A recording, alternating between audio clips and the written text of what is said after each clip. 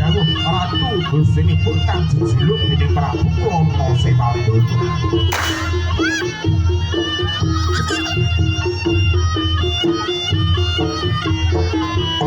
Minangka raja muda saking Kadipaten utawi tlatah Bandarangin ingkang sakmenika kawinastan dening Kabupaten Ponorogo.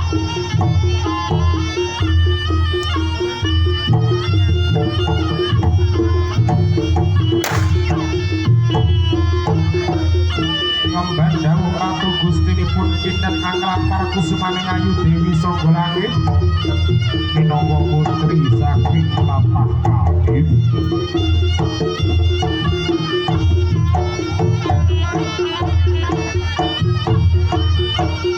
Ing gambaran ucaring karo bagus sinambi para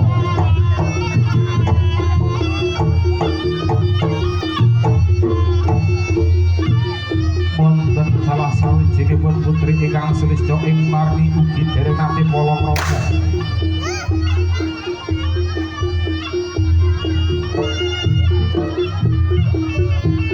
ingkang sesirih dening Dia Ayu Sangga Langit.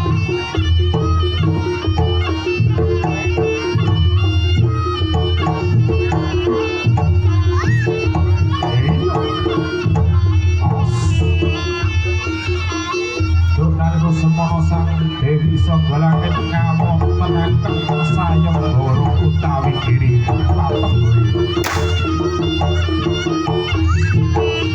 Sinten kemawon kawongan ingkang saged melampahi landhap sajroning bumi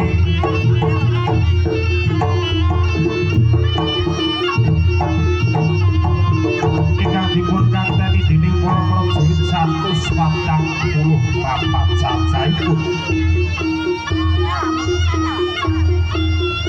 Panitih turang sak kembaran kanthi sikap gegaman ing ngayu